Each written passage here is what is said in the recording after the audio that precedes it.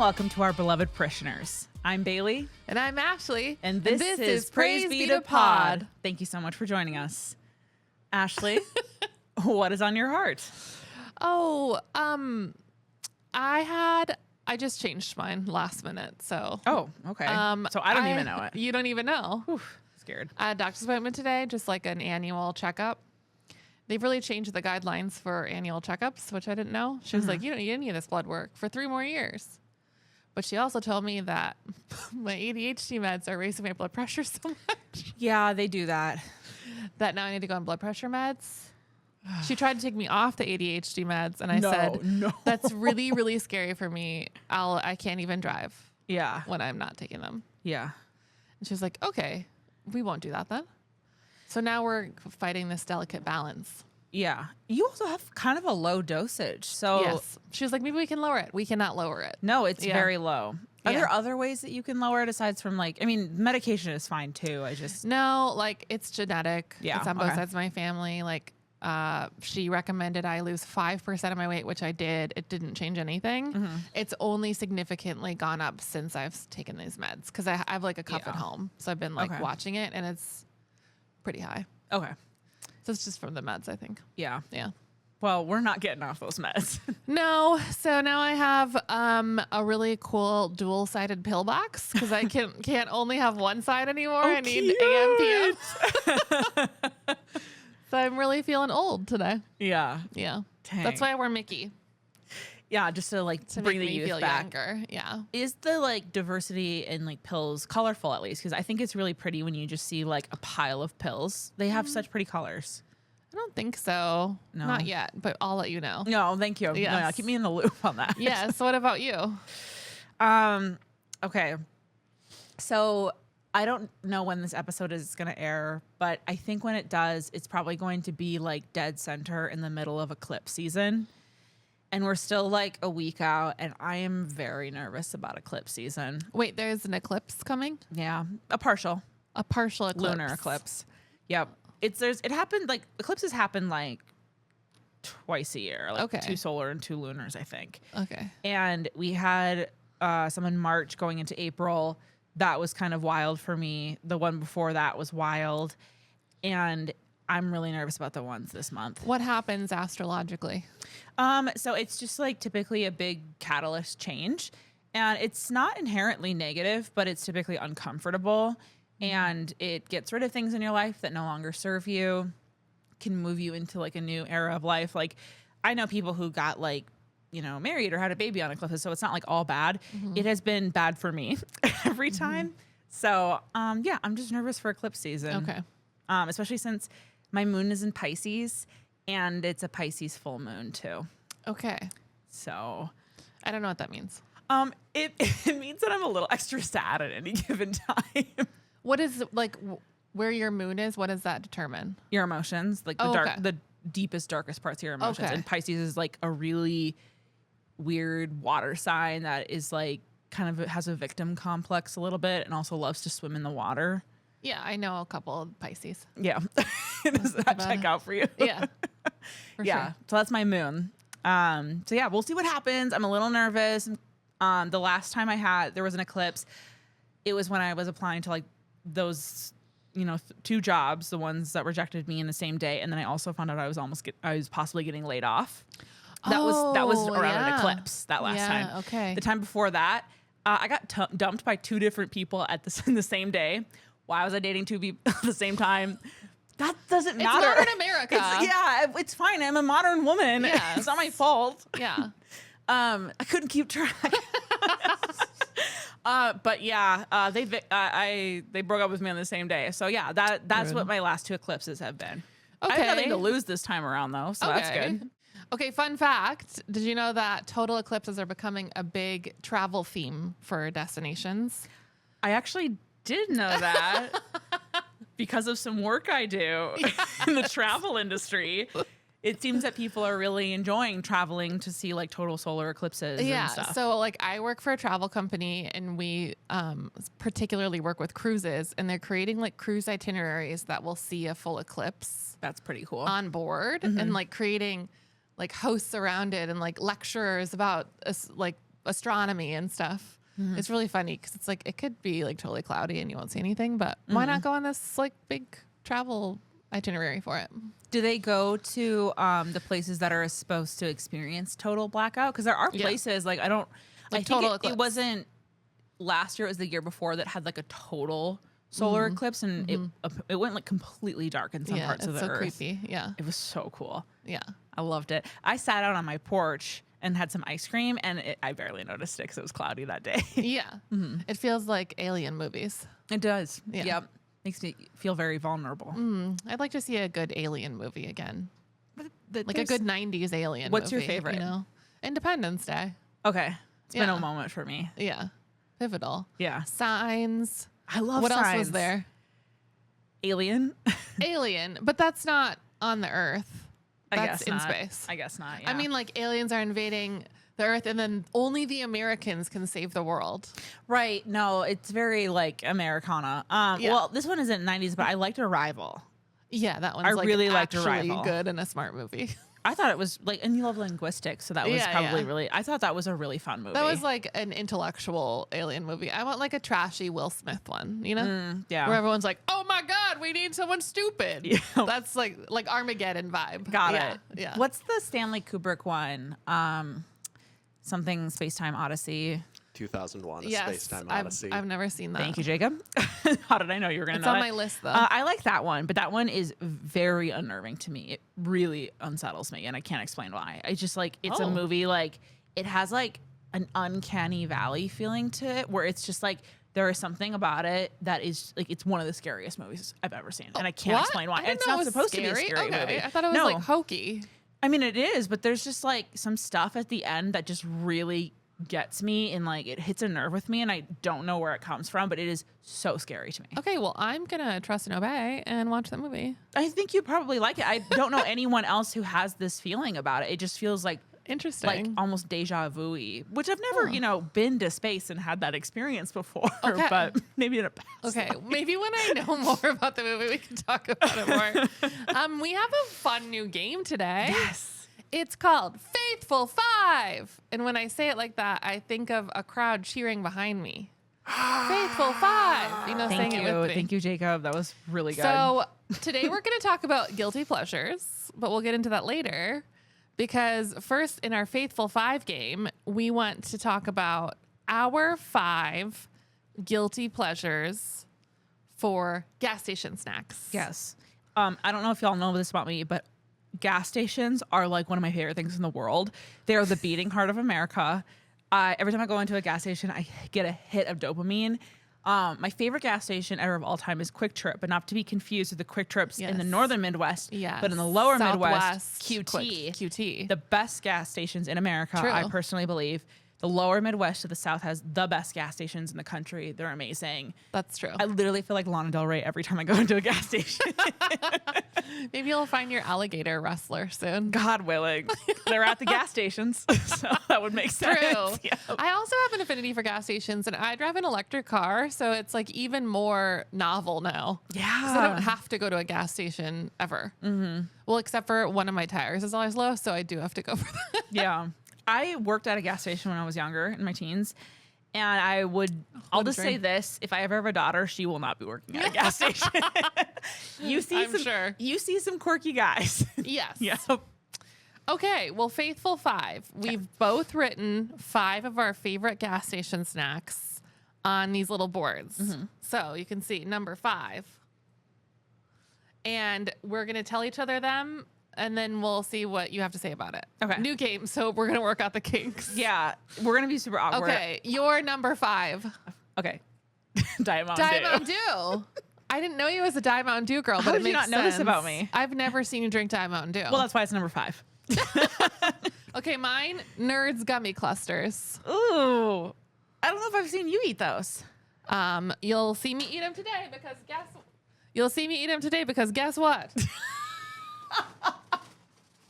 I brought them Nice work.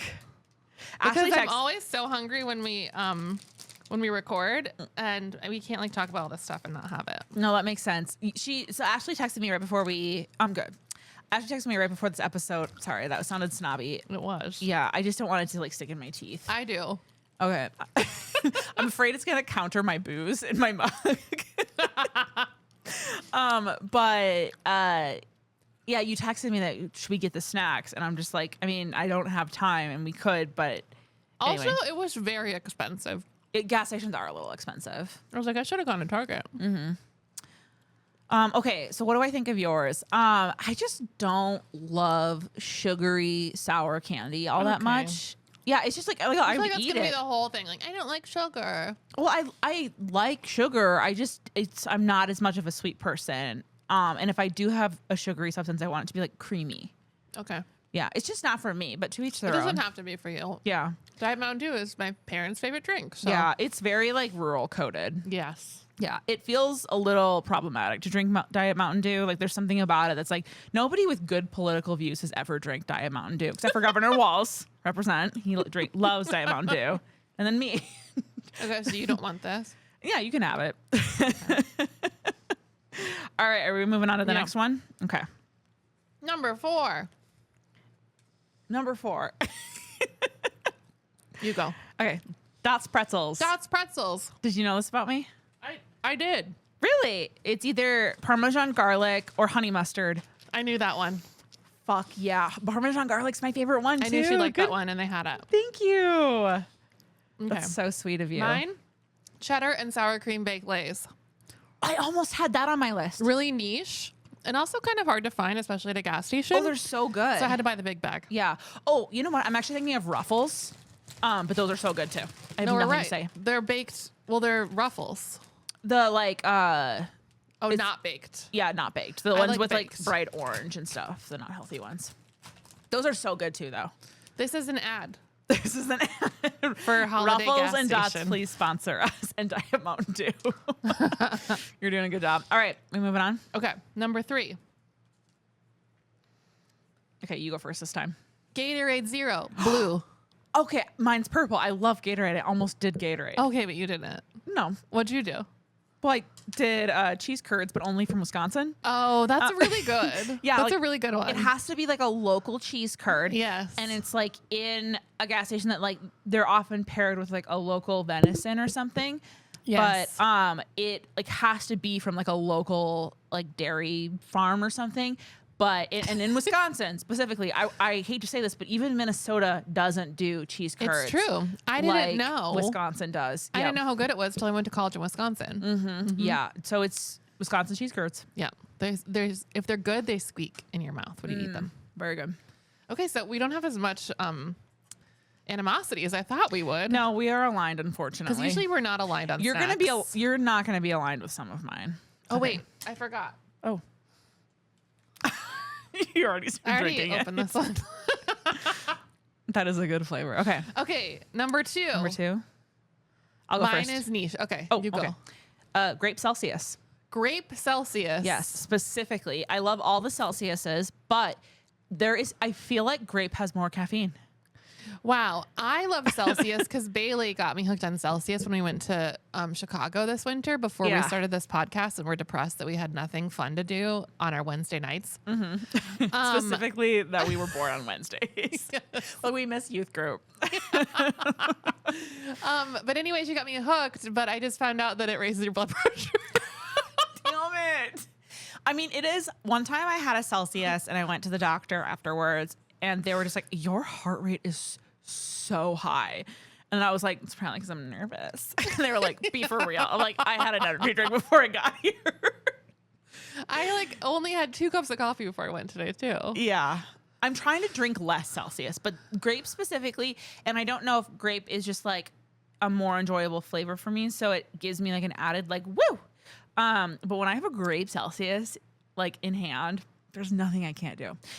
And then actually I shouldn't do that because the FDA would get mad at me if I said what I was about to say. Okay. I was gonna say, if you mix it with Prosecco, you will die, but you will enjoy it. Like a vodka Red Bull. Yes, exactly. At home. I Okay. love Prosecco and Celsius, but it is like, it's an upper and a downer. It's not good. Literally grape and then wine. Yeah. I like blue Celsius because I just like everything flavored blue. And I know Which one? there's people out there that are like, blue isn't a flavor. Guess what it is? Because when something has a blue name, it's always good. Is it the Arctic one? Yeah, that one's good. Or there's like a blue raspberry one. Anything Okay. that's the color of the branding is blue, I'll like it. Okay. Okay. Yeah, I mean, those are great too, but grape is just supreme to me. I didn't have Celsius though for number 2 because of my blood pressure. Okay. Instead, I had strawberry Charleston Chew. What is that like licorice? No, like, do you know Charleston Chew? It's like an old timey candy. It's really long. It's like literally this long, and it's like really chewy taffy in the middle, and then covered in chocolate. I mean, I can visualize what this is. They're great. Okay. Yeah, it's one of That's my number faves. 2. It's hard to find. Yeah. Okay, down to number 1. Yeah. You go first. Number 1, Rolos. Oh, those are pretty good, actually. I have nothing to say about them. Wait, Did you bring them? Cute. I got 'em. This is an ad for Rolos. Yes. All right. Okay, my what's your number number 1 one? is Marlboro Lights. It is. God damn it. That was the ghost that lives in here. It is. I don't get it often for obvious reasons. But I love a smoke from a gas station, Yeah. especially when I'm like not feeling good. Like that is the one thing that will fix me. Amazing. Yeah. So that's my number 1. I Do only you have any criticisms of that? Not really. Like, I like a pack of cigarettes just around at all times. I usually only smoke 2 or 3 before I end up throwing them away. But I do like them when I travel. It's like a special treat. Yeah, I think that the international cigarettes are quite a bit better for you too. I mean, every like Italian villa has like a 120-year-old woman that smokes like 100 cigarettes a day. Yeah, that is a mystery that I will never understand. I think that their cigarettes just have less terrible chemicals in them. Maybe. I do have a pack of cigarettes on my nightstand from when I went to France this summer. A French cigarette. But in Europe, they put like these horrifying pictures on the front of the cigarette packs that Yeah. are like, this is what a lung looks like when you're smoking. And it's an actual lung that's damaged. on the I've seen those front. in, I think they're Korean because I had a boyfriend that's like, hey, I have something for you. He's like, a friend gave me these and I don't want them. And they were like Korean cigarettes, but they had like the massive advisories on them that were really really extreme. gross. And they were not great cigarettes either. Ugh, Yeah. rude. Okay, well, that game was fun, but it wasn't as Divisive. divisive as I had planned. Do you have anything mean to say about my choices? Be divisive. Oh man, let me think. I mean, okay, there is something about, so I don't know if you experienced this growing up, when anyone liked a blue artificial flavoring of like whether it was Gatorade or the Celsius or whatever, they kind of had a chip on their shoulder. Am I wrong? Like those girls or guys that were like, I like blue. I'm like, okay, fine. Like shut the fuck up. Like they thought they were doing But you something. like grape? Yeah, because it was like taboo. Grape is sick. Like, I literally throw away the grape Skittles. I understand that, and I don't. It feels like, okay, like people also don't typically like yellow or orange flavored things. I like those.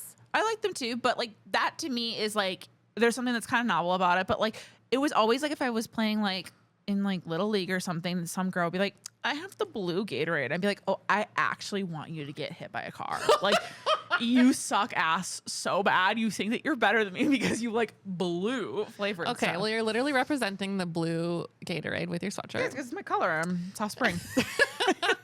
What's your least favorite Gatorade flavor? They'd be like, I'm not drinking that. Well, I don't know if I've had all of them. I don't love yellow. I love what yellow represents, like culturally, in Gatorade.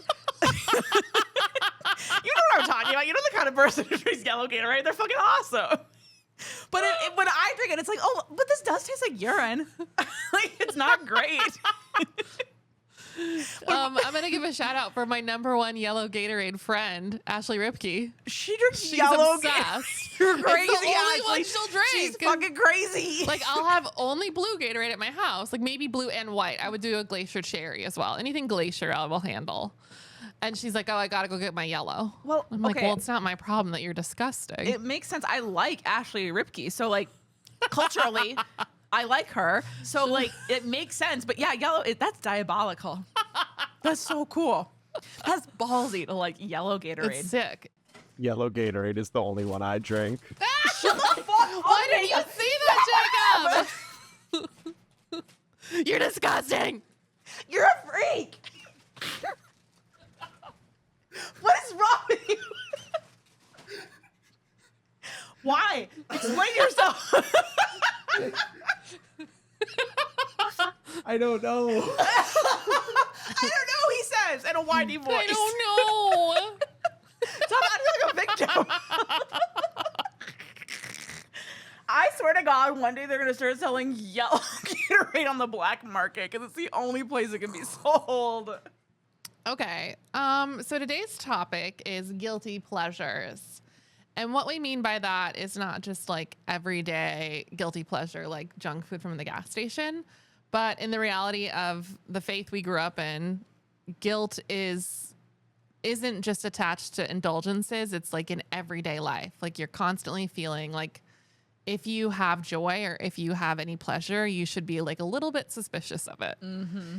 And hopefully this will be like a more humorous episode and not just super negative, but we also want to notice how guilt shaped what we enjoy and how some church experiences feel like guilty pleasures in hindsight. Mm-hmm. So like now that we're out of this, like what do we actually miss about the church that feels a little guilty because we know it's wrong? I know. So first we want to start with like guilt in the church. So guilt was kind of an everyday occurrence in the church. And what were some things that made you feel guilty on a daily basis? Oh, man. I think that like anything that had like a thought of doubt was a really big one. Like if I was like believing God for something, if doubt or like, will this really happen creeped in, I'd feel really guilty about that. So you had to be like a fortune teller as well. Yeah, but which like, is also sinful. like more of like a fortune creator because it was Yeah. more just like if you think positive thoughts, positive things will happen to you. Yeah, like yeah. it was a little less like will of God as much as it's like God's will is for everything to be great. And if it's not, it means that your doubt's creeping in. So that was a really big thing that I felt guilty about. Yeah. What about you?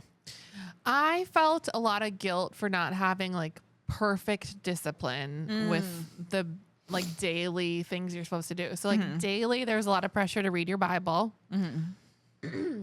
Daily, there was a lot of pressure to pray intensely, not just like a little prayer here and there, Intercede.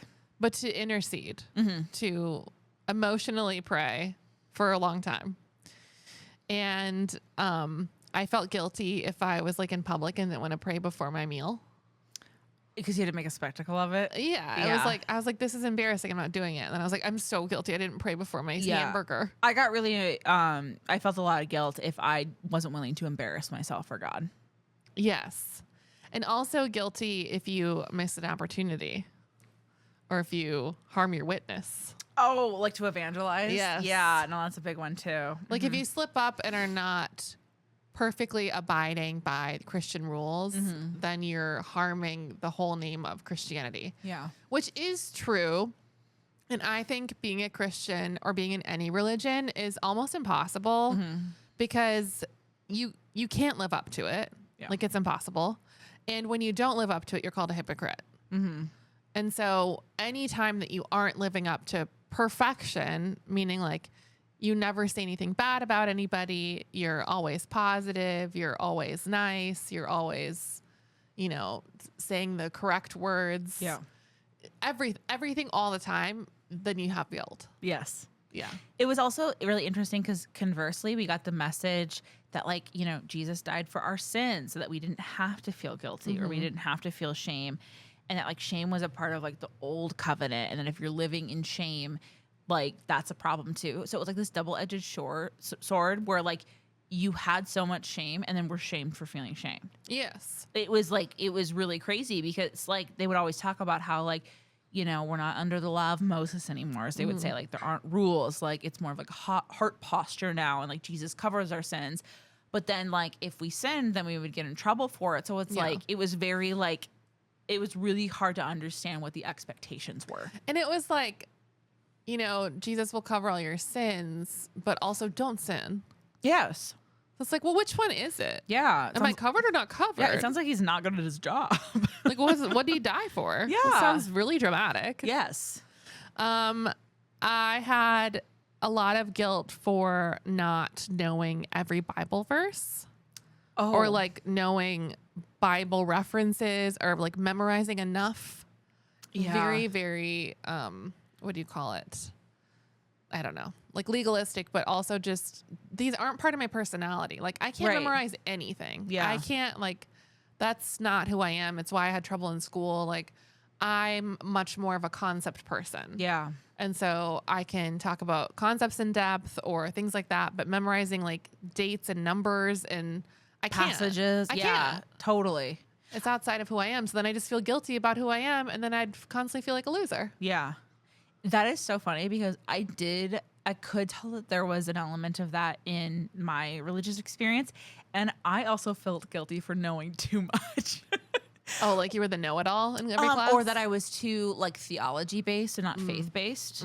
So people would be like, it's not about like, they'd be like, it's not about religion. It's about a relationship. And I think that it was just adults who like didn't know as much about scripture as I did. We're like, I don't have an answer to this because I never read that passage in Ecclesiastes before. So there was a lot of like, if you knew too much, you were like trying to figure things out with your head and not your heart. So that was like a really big shame point too. And having like almost not knowing and just trusting was more celebrated. Yeah, I have like such a vivid memory of this girl at camp who was a peer of mine. We were like both counselors together, explaining to these campers in like, I don't know, 3rd or 4th grade, we were in high school, about like Jesus being a sacrifice and then like the whole analogy of the lamb and like how they would slaughter lambs and all this stuff and like explaining that Jesus is a lamb. And I was like, what? Yeah. Like I had no idea. And I was like, I'm so dumb. Oh no. Like, how do I not know this? Yeah. But I was like, she knows everything. There are so many weird little metaphors for It's Jesus, so though. weird. He's a lion. He's a lamb. He's a guy with a sword and gray hair and fire in his eyeballs. Like, he's everything, everywhere, all at once. Ooh, there was a lot of food, like weird food guilt. Okay.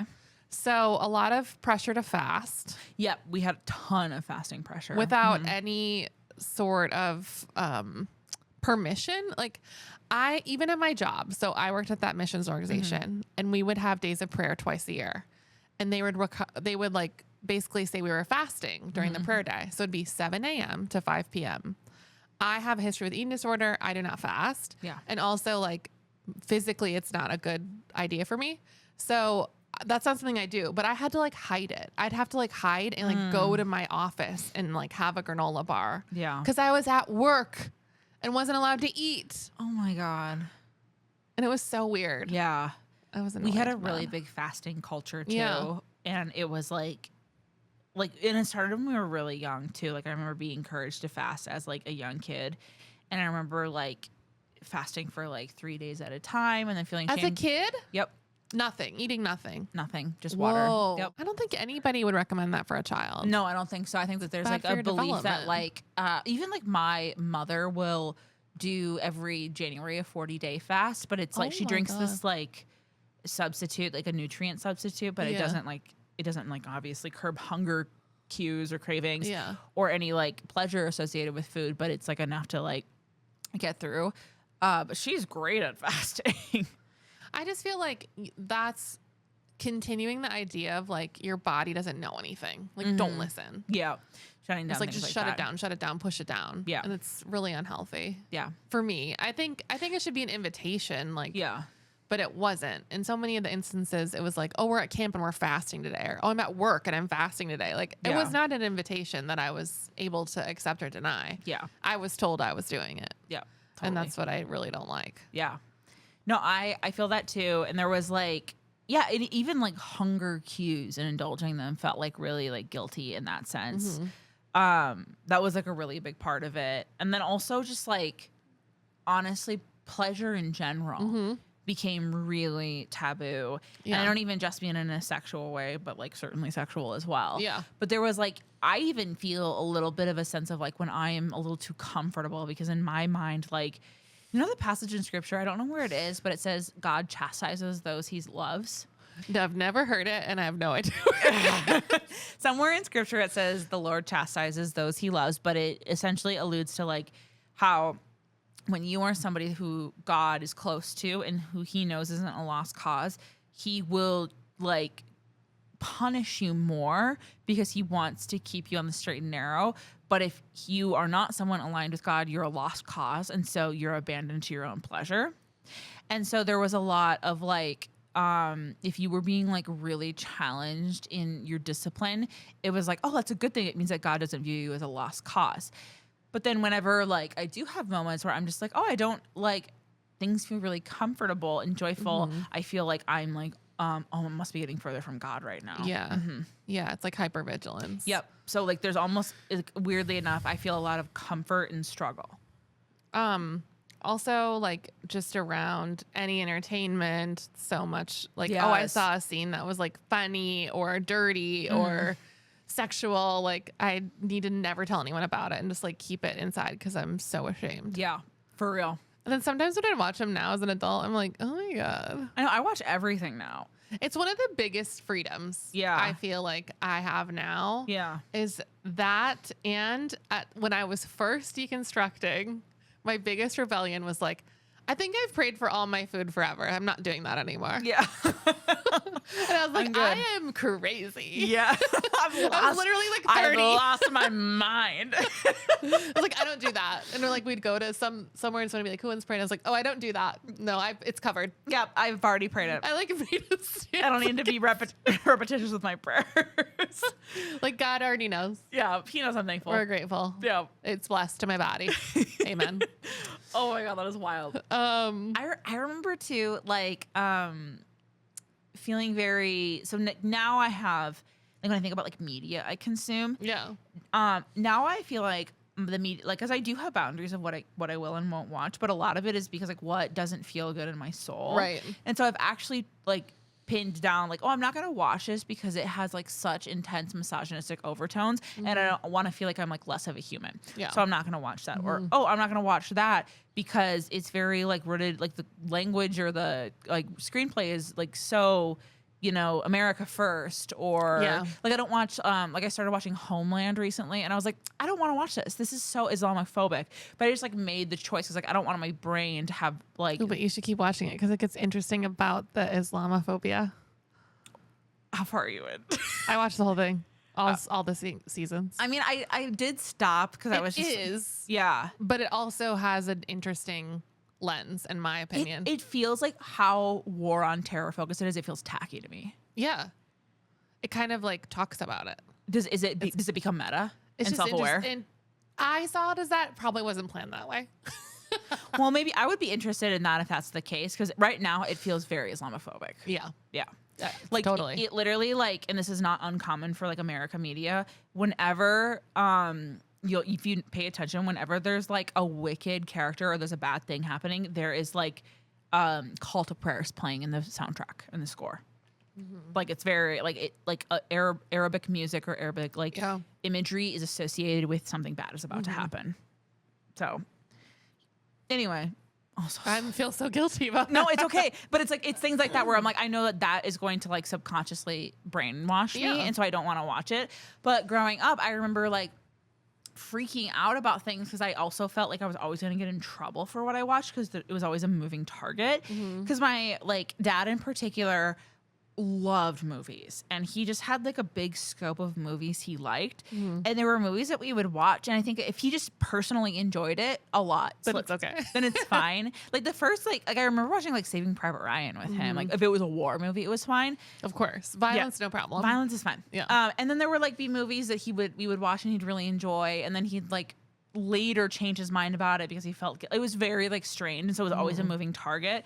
But I remember like really freaking out if there was a movie where I was like, I don't know, this is kind of suggestive and kind of weird, and I remember like really panicking a lot of the time. Yeah. Like I was gonna get in trouble for it because a movie surprised me with a scene that had like, how dare you?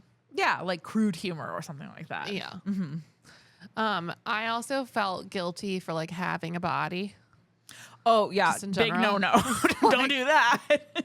Like I felt like there was nothing I could wear that would hide my body enough to not be a problem. Yeah.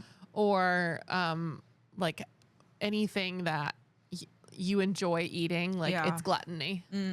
You know, and my grandparents were like so obsessed with their weight. Like I remember them having a weight journal that they wrote in every day. Like and recording my their grandma would always be like, oh, don't be fat like me. And they're both like very thin, normal people. Mm-hmm. It's just the fat phobic culture of Yeah. their time is crazy. Yeah. And it's like still trickling its way through our family. Mm-hmm. And they were also very religious. Interesting. Yeah.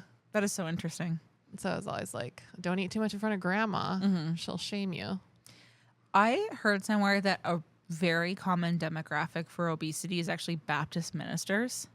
Yeah. And it makes sense if you can't indulge in any pleasure Yeah. in life, you overindulge in food.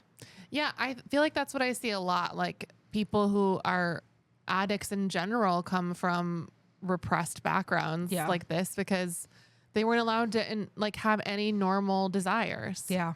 And so the things that are okay that don't hurt other people, like that's the main thing that you go for. Totally.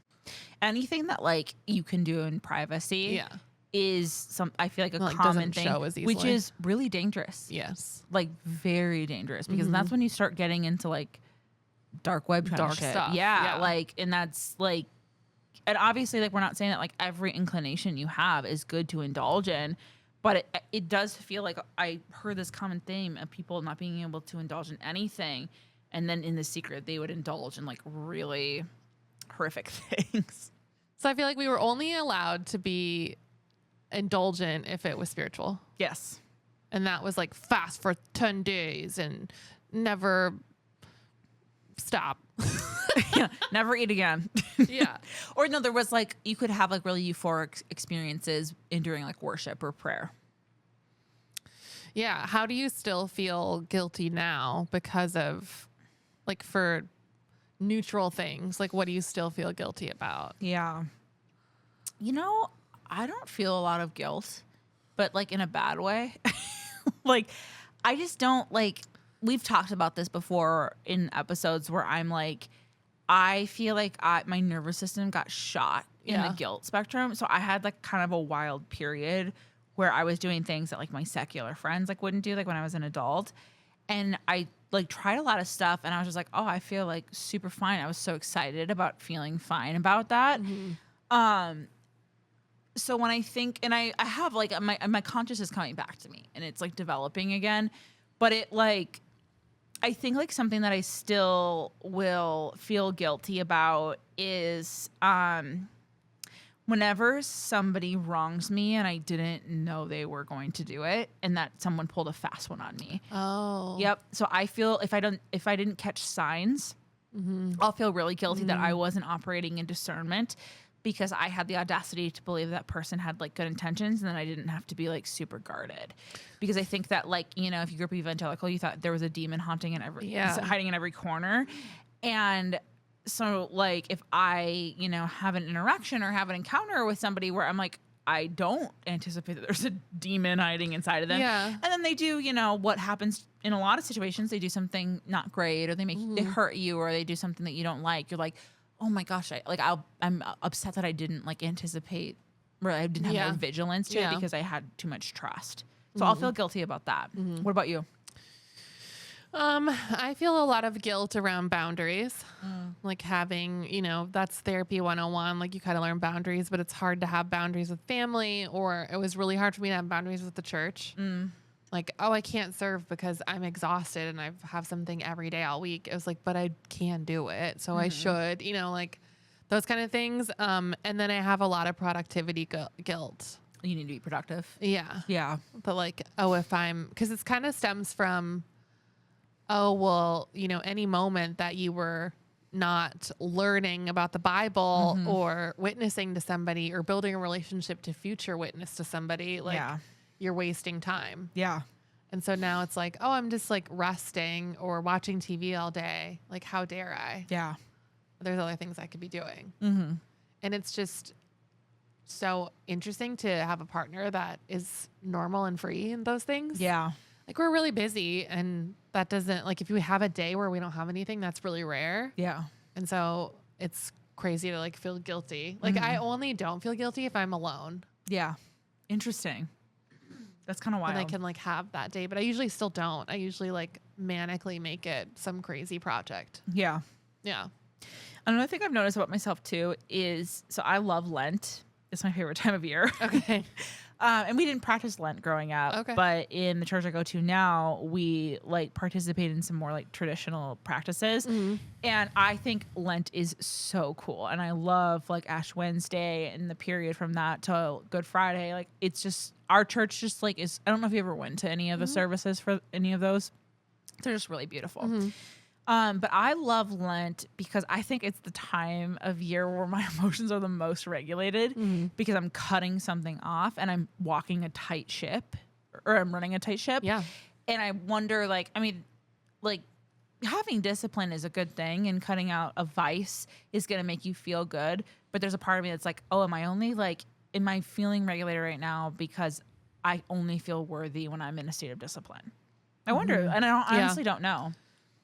And like I did like this last Lent, I gave up drinking for Lent.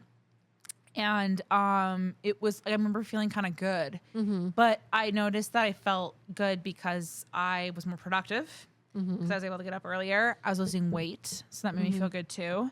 And so there's a part of me that's like, I mean, is this a spiritual practice? Or am I just like kind of feeding into like, you know, more toxic tropes about like what people are worthy and what aren't. So I don't know. Lent is kind of a funky thing for me, but I love it. Okay. Is there anything that you feel guilty about missing from the church? Oh yeah. The church was awesome. One thing I love about the church is that it's so shameless in the sense that, I mean, obviously there's so much shame. We can just talk about that. But like they are not afraid to embarrass themselves. Totally. And so like there are some like mediums and things that I participated in that are so humiliating. But Like a skit? yeah, but the Yeah. like when I think about it, I get a high from the humiliation memory. And I'm like, God, I miss that feeling. I miss that feeling of terror in my body. Oh my God. No, I definitely have a lot of guilty pleasures from the church, and I look back on, I'm like, God, I miss that. Like, there's some really obvious ones. Like, I think that we can all agree that The Prince of Egypt is one of the best movies that was ever made. Have I ever told you about how my friend in 8th grade made me sing the song with her from Prince of Egypt, There Can Be Miracles? It's a great one. When You And Believe is the name of the song. Okay. Okay, sorry. Apology accepted. Wow. But it's like Whitney Houston Yeah. and Mariah Carey. Am I right? Yep. It's not an easy song to sing. Nope, not at all. She went on to be an opera singer, like a professional opera singer. Yeah. I did not.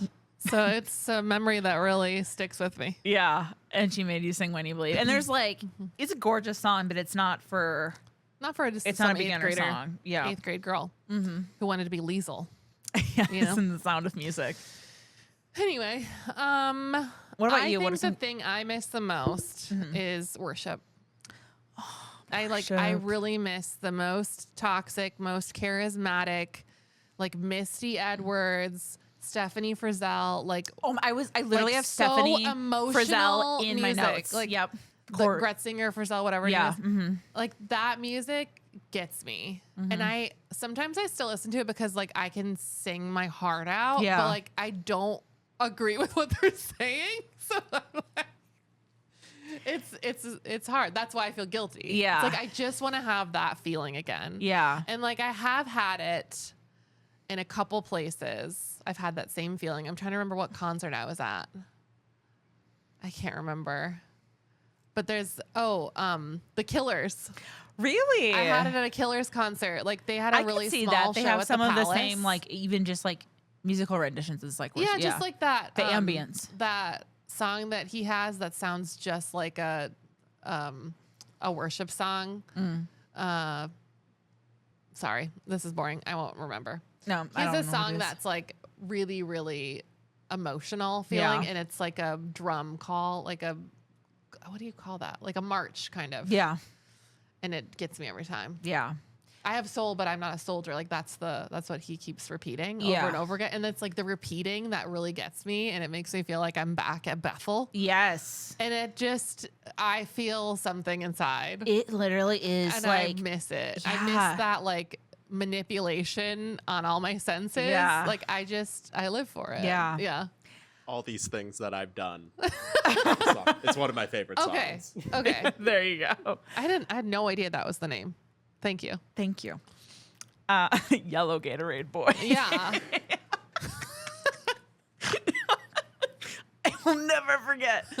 I had so I remember when I lived in LA, I was at a rave and I was doing Molly with a friend, and we were both like, it's a pretty fun experience. When's the last time you had your blood pressure checked? Out of sight, out of mind, baby girl. Because it is slow. Yeah. It is a slow killer. I know. This was a long time ago, though. But I remember we were like, pupils dilated, blah, blah, blah. And then the person I was with had grown up evangelical too. And they were like, man, we just keep chasing the worship high, don't we? Yes.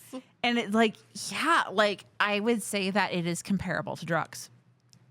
And I know. It's just Addicting. It's fantastic. I would say that so my favorite musician is Ethel Cain. I know. Do you want to know why I know so much? Why? Because every time I log into our YouTube, our Praise Be to Pod YouTube, Yeah. it's only Ethel Cain videos on YouTube or astrology videos. It's like, oh, are you a Libra? I'm like, why doesn't she log into her own fucking YouTube? I forget.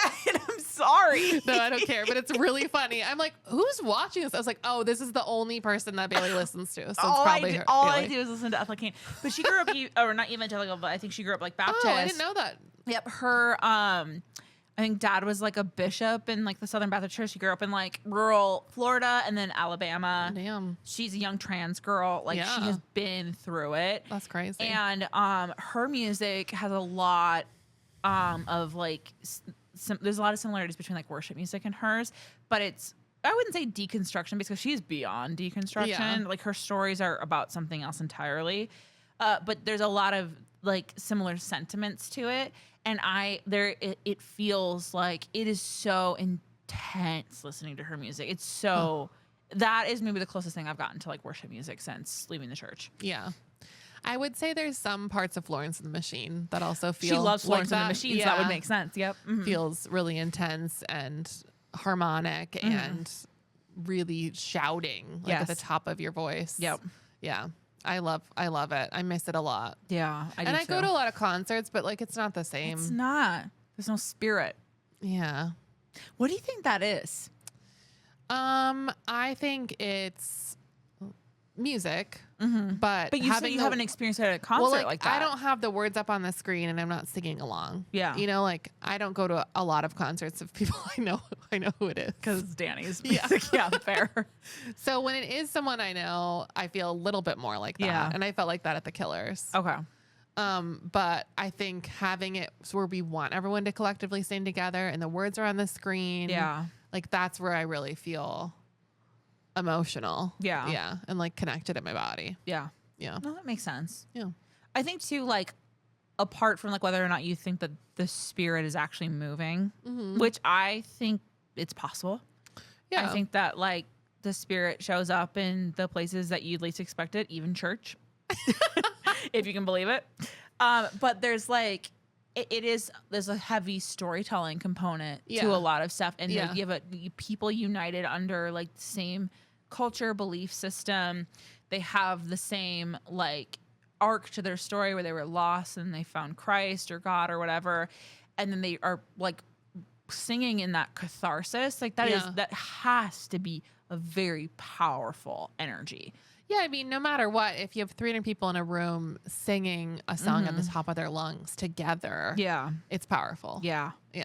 A lot of times too, that's when a lot of people who didn't grow up like that will see footage of people having encounters with the spirit, convulsing on the floor or doing things like that. They'll be they're faking it. And I'm I'm not so sure actually. I think that I don't think that it's God necessarily, but I think that they believe that what is happening is authentic to them. Yeah. It's a very powerful experience. Yeah, that's my biggest miss for sure. Do you have any Christian movies that you kind of missed or thought were actually kind of good? Because Christian movies are famous for being terrible, but are there any that you think are actually kind of good? No. None. No, too. Okay, this is a really hot take. I think that The Passion of the Christ is not a bad movie. Wow. I actually think it's kind of good. Okay. Possibly excellent. Wow. Yeah. It's not perfect by any means, but it it has all the tenets of an excellent movie. I think it just was so like abrasive and it was so evangelical that Yeah. it was such a turnoff. But it has an excellent score. It revived a dead language. Yeah. I think that it combined like Greek and Aramaic, which would have been like what was spoken, and it's not common to speak Aramaic anymore. Great cast, good costume design, acting. Yeah. Like there are no actors who missed in it. Yeah, I think the biggest problem was that it like glorified violence so much. And I think that's one of the biggest problems in evangelicalism and evangelical media is the violence, just like getting off on it. But if you walk into the Passion of the Christ like it's a horror film, I like horror films. I don't.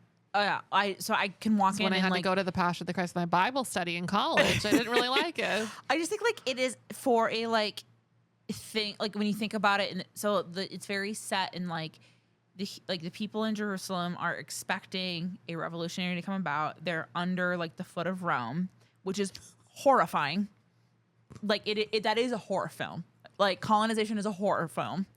And then this person comes in and it's just like, don't do that.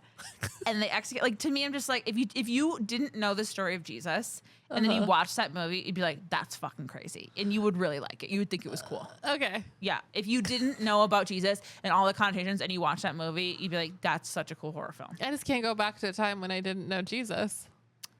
Imagine. Anyway. Okay. Any others? Yeah. Okay. So this. Oh no. Okay. So this is Oh, no, actually a there's another terrible one. movie. So bad. But there is like one element of it that is like surprisingly okay. So do you know who Kenneth Copeland is? No. So he is a awful televangelist. Oh, okay. Yeah, he's like wicked. He's like one of the guys that says he can't ride commercial flights because there's too many demons from all the other people. Yes, That's why he needs a private okay, jet. Yes, I have seen Yep. stuff about him. Yep. So he and this like ministry in Tulsa made this movie called Covenant Rider that is it was like for like kids church or whatever. And so we watched a lot in kids church. And so Kenneth or Copeland is Cherokee actually. And he is like an extremely problematic person, but like the like suffering of Cherokee people is something that he knows very well because it's obviously a trauma that's in his body. And there is so Covenant Rider is like a Western evangelical movie. And there is this like, I know it's weird, my God. but one of the themes in it is Like that cowboy western? yeah, cowboy Okay. western. And it's like way back in the day, but it's during the Cherokee Trail of Tears. Oh my gosh. And the telling of how he talks about the Trail of Tears, and there's like a memory that he has of his like grandfather being beaten by like a colonizer in the Trail of Tears, played by another televangelist, Jesse Duplantis. I know, insane. It's like actually like I remember rewatching it and being like, wait, this isn't half bad. Oh my God. This actually isn't half bad. Yeah. This specific way he tells that story, it's a terrible movie, and it like has a horrible message, but you can tell that he understands like indigenous oppression because it's in his body and it's in Yeah. his story. And so the way that is told is really great. And he has like his grandmother imparting like wisdom into him, and he has all this bitterness because of like what he experienced on the Trail of Tears. And they're like Okay. processing it together. And you're like, wait, this isn't an evangelical movie. I'm not recommending this movie, but I rewatched it and I was just like, Do you feel guilty about it though? I guess I don't feel guilty about really anything. So Okay. no. Marlboro Lights are my favorite gas station snack. While we're wrapping up here, we just want to talk about anything that we feel free in today. Sounds like you feel free in everything. Most of the things, yeah. Okay. Except for doubt. What do you need to feel more free in? I think I probably need to be less hard on myself or like less obsessed with taking the high road in certain interactions. Start taking the low road. Yeah, I think I need to start being more petty. Okay. Yep. What about you? I think like I was talking to somebody about this. I was like, if you take the high road too much, you'll only attract people who take the low road. Yeah. And then like I just had this period of time where I'm just like, oh, I just have all these people who literally like it's like child adults who like never like take the high road, and like now I'm just like, oh, I think I have to like actually start vocalizing like discontent more with Yeah. like people. How about you? What do I need to feel more free in? I feel pretty free. Mm-hmm. I don't know. Do you have any ideas for me?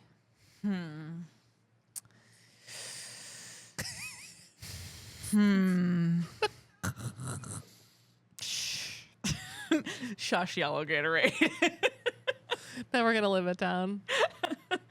I think you could also probably be less hard on yourself Yeah. and maybe not attach productivity to worth Yeah. as much. And I think that you could be a little crazier Yeah. if you wanted to be, Yeah. I just need to watch my blood pressure mainly, I guess. but Just drink more. it'll be perfect for it. Yep. Okay. Well, I think that's about it. Reclaiming pleasure is part of reclaiming our humanity.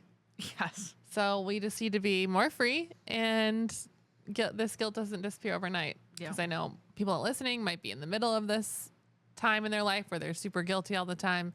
I would just say, like, recognize that and know that's a product of growing up in a religion. Yeah. And that there's like shame that is purposeful to keep you in line. And Yep, then there's it's not also inherently bad. There's yeah. like social shame that keeps you from like doing something awful. Yeah. But if you feel a lot of shame about a small thing, you're not going to be able to have that discernment for when you really need to like check yourself. Right.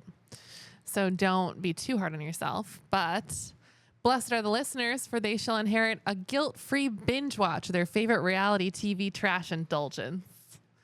Find us on praisebetopod.com on the web, praisebetopod on Instagram, TikTok, Threads, and YouTube. It is finished. It is finished. Bye.